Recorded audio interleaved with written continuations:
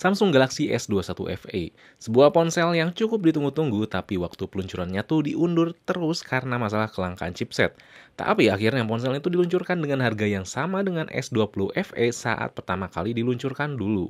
Bisa dikatakan ponsel ini tuh murah untuk segmen ponsel flagship Samsung dan ada dua alasan kenapa ya ponsel ini tuh bisa murah. Oke, di sini Fadil langsung aja kita bahas.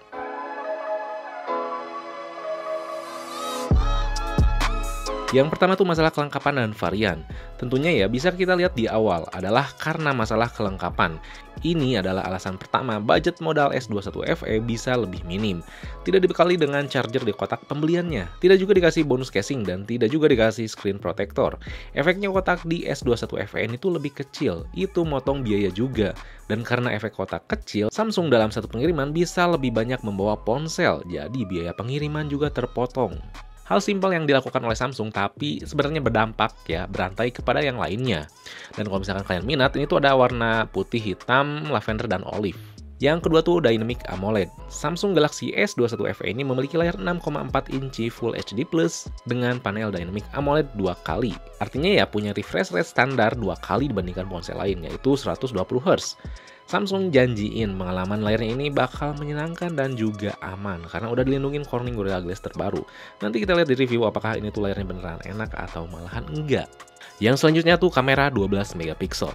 Di sini Samsung pakai sensor yang sama kayak seri S21 dan S21 Plus, hanya saja ada perbedaan. Sama-sama pakai lensa utama 12 megapiksel dengan OIS, 12 megapiksel ultrawide, dan bedanya adalah di telefotonya cuma 8 megapiksel dengan 3 kali optical zoom. Sedangkan seri S21 lainnya punya resolusi 64 megapiksel. Resolusi lebih kecil ini ada efeknya ya ke nanti kemampuan penangkapan videonya. Nanti kita bahas di review lebih lengkap.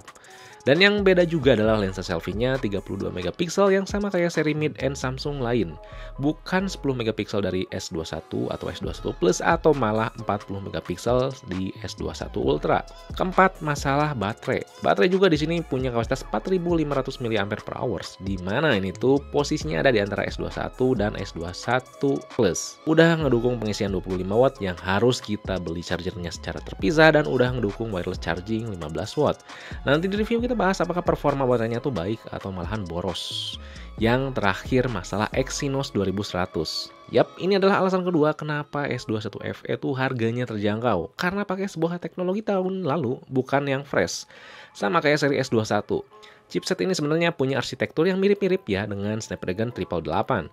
Punya pabrikasi 5 nanometer yang secara teori harusnya tuh awet. Nanti kita lihat ya di real life-nya tuh gimana. Dibentuk sama core utama Cortex X1 dengan clock speed 2,9 GHz yang secara teori sedikit lebih tinggi dibandingkan Snapdragon 888. Terus ada 3 core performa tinggi Cortex A78 dan ada 4 core efisiensi Cortex A55. Yang ditemenin sama RAM 8GB dan internal UFS 3.1 128 atau 256GB. Dan apakah dengan chipset dan spesifikasi yang tahun lalu ini tuh tetap worth it atau enggak? Mengingat ya sebentar lagi tuh ada S22 yang bawa chipset Exynos yang udah kerjasama sama AMD di sektor GPU-nya. Nanti semua dibahas di review lebih lengkap ya, jadi ditunggu aja. Jangan lupa buat like, share, subscribe Fixme, lalu nyalain lonceng notifikasinya biar gak ketinggalan reviewnya. Oke, di sini Fadil, peace out.